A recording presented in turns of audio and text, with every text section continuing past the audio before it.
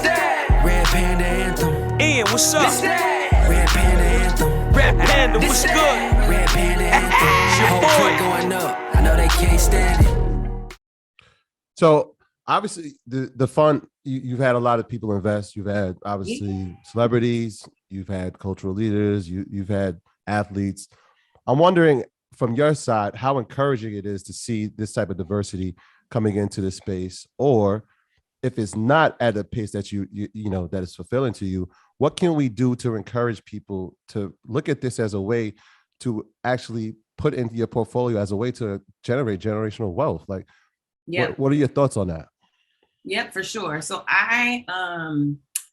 the insight that kind of started Cultural Leadership Fund was this idea that when it came to the things that were cool, what people wore, what people liked to do, what they talked about, it was Black Twitter and Instagram and Black TikTok. It was Black people and what we were doing that everybody wanted to do. Say it again.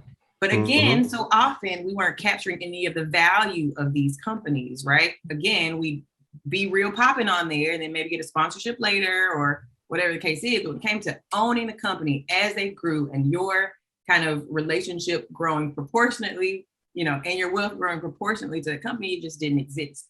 So CLF was created in order to kind of alleviate that, where it's like, okay, these Black culture creators, people shaping, shifting, creating culture, if we can get them on the cap tables early, then they can really truly capture the value of what it is that they're bringing to the platform.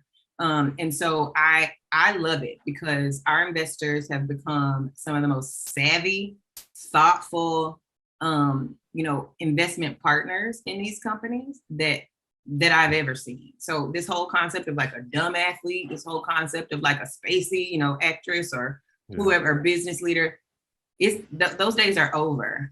These are some of the most thoughtful and kind of intricate people that I've ever met, and portfolio companies like working with them. They don't want to work with people who are just going to drop a couple of dollars and disappear. That's completely useless because money is abundant when it comes to the venture capital space. It's like, they don't have to take your money. They don't have to take your money. They're getting money from, Andreessen Horowitz or Sequoia or whoever else. If you're, when you're a cultural leader, it's not about your money. It's about the value that you can help bring to help the company succeed. And so I've seen people really come into that, into their own as investors through the CLF. And I think that's only going to grow. I think it's an insight that other people are starting to catch on to and try to create kind of similar vehicles. But we're really proud that we get to be the first. Can you talk about the impact this? My apologies. Go ahead. Go ahead. No, go for it. Can you talk to us about the impact that attending CAU had on your life? Because sometimes I think as African Americans, we think HBCU isn't as good. But the guy who actually introduced me to investing went to Clark. You mentioned Of Pinky. course he did. Why would he not? Why would he go anywhere else? Shout out him, Dr. Pleasant, right? Can you talk about how important and what an impact attending Clark had on you in your career? Clark was everything. I'm from Alabama. What part? Montgomery. Wow, I got family Midway. You been over there? Come on, man. You said you got family in Midway? Yeah. Okay, that's the country. Country. Solo. Yeah. But it's okay. My people are from Pigeon Creek and Greenville and Butler. Yeah. And people try to play. I'm gonna come back to your question, but people try to play me because all the people from California and New York be like, oh, I'm from New York. I'm from California. I'm like, where your grandma from? Where's your grandmother from? And they be like, Mississippi, Louisiana, Alabama, right? All these southern states. Mississippi, yeah. We're like, you're welcome. You're welcome. You're welcome. Drinking out of a mason jar. Like, it's my life. It's my life. But remind me really quickly, what was the question? Clark Atlanta, yes. Yes. But I think when it came to experiencing people from lots of different places, I think places like Clark Atlanta that bring together students, particularly because it's a private HBCU. It's really small, and so people come from different states, which I really enjoyed. Our whole motto: find a way or make one. It is on my whiteboard. I live by it every day. I learned that I have a choice in the way that I respond to things and when I want to give up and when I want to keep going. Really, really good at just figuring it out. And I think this concept that, like, people say it all the time, so I don't mean to sound cliche, but like, it's a lot of types of Black people out here. We are not all the same. We don't talk the same. We don't dress the same. We don't think the same. And I think I learned to appreciate the full diaspora of Black folks and who we are, regardless of where we're from. But Clark Atlanta is not, we are hustlers. Absolutely. All music, everybody's working on something. Listen, you can't go to Clark Atlanta. There's musicians, somebody's producing, doing hair, rapping. ABC was popping. It's popping, and everybody wants to come hang out on Clark Atlanta's promenade, and we it just really is a beautiful space of community, and I'm so blessed, and I'm lucky because I come from a family of just HBCU people, and I'm praying and I'm hopeful that my kids will go to an HBCU. They go wherever they want, but it is a beautiful, beautiful experience. Shout out to all the HBCUs. We might have something special planned for HBCUs. Shout out to the city of Atlanta. Let me ask you this: as far as the VC world is concerned, yes, what's the rate of return that you guys look for, like when you're investing, like in your portfolio? Like, what's the 10 years like down the line? You say, okay, this was good. It's a two-part question, but that's the first part. So first, you trying to get me to go to jail? The SEC gonna be after me. I gotta be real careful about what I say. Yes. I don't want them knocking on my door. But I'll actually point to something that Steve Harvey said when he was on with you guys. He talked to you guys about batting averages. Mm-hmm. And I remember y'all being like, "Ooh, that's the first time we heard that." This guy's like, "Dang it!" So I can't bring it. That is like the VC metric that we love talking about. Is VC is about batting averages. Mm-hmm. But the piece that I would add to what Steve said was batting average is important, but also even more important is your slugging percentage, right? So what is the magnitude of the hits that you're making? Because your batting average could be X, right? You hit 3 out of 10. But I think everybody would rather, hit a home run with, bases loaded and knock it out of the park.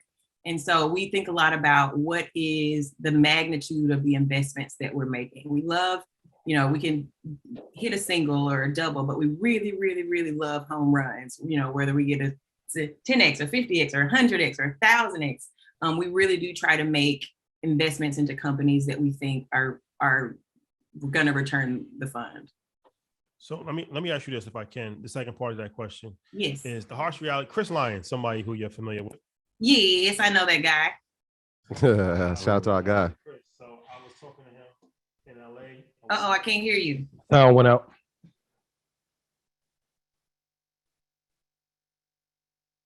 Mic went low. Can you hear me now? Yes. There you are. You plugged your mic up. Back in business. All right.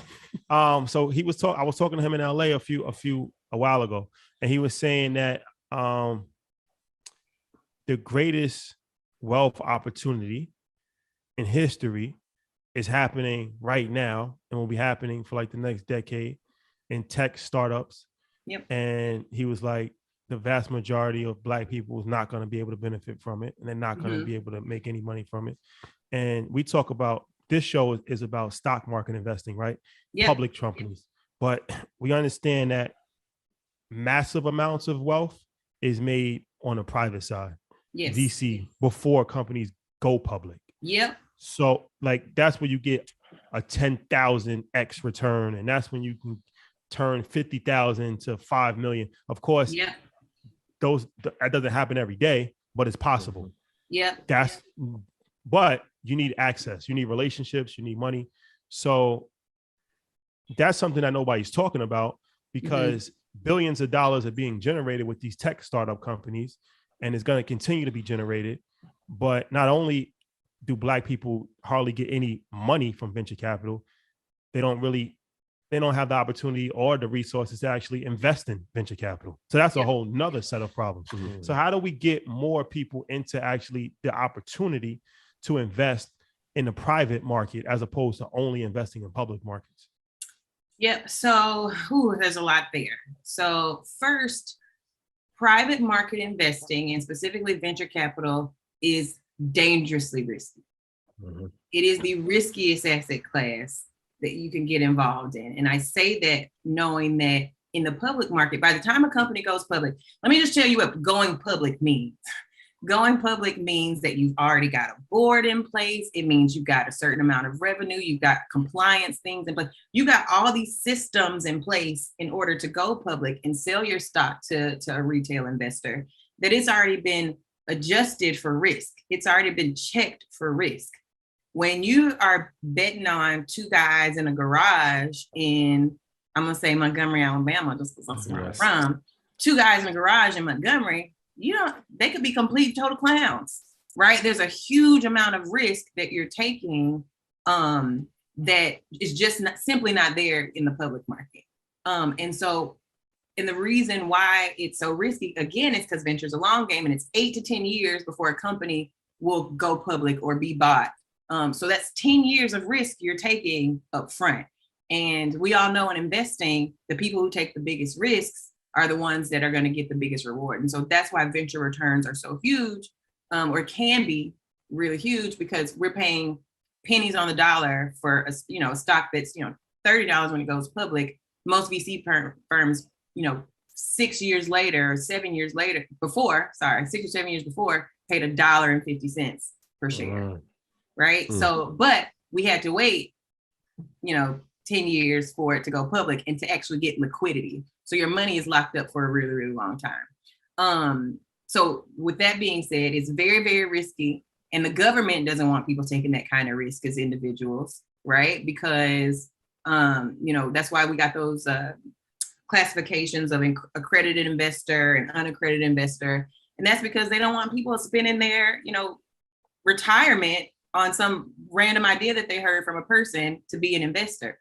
So it started as a means of protection, but I do think it needs to be loosened, because I think there's a lot of, well qualified, very able people who can make investment decisions, but it's really tough and people need to be protected from that. So there has to be some balance around private and public investing. And then the last thing I'll say is, yes, Black people haven't historically been involved, but like the firms that are coming up the last couple of years with these Black general partners, I know you mentioned John Henry earlier, and the guys that he works with, I've known of at least 20 to 30, Black led or Black GP funds in the last 2 years. So I'm really, really optimistic about it.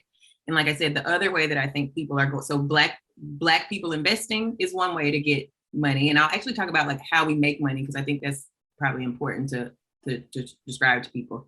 Black people investing the dollars. When you invest the dollars, you get the money back. Black people on the cap tables either as the GP or as an investor in a GP, and then Black people working at the tech companies, right? Entrepreneurship is not for everybody. I say that all the time. And one thing that I'm trying to get people to stop saying is that like people who work at companies aren't betting on themselves. What? That's crazy. That's not true.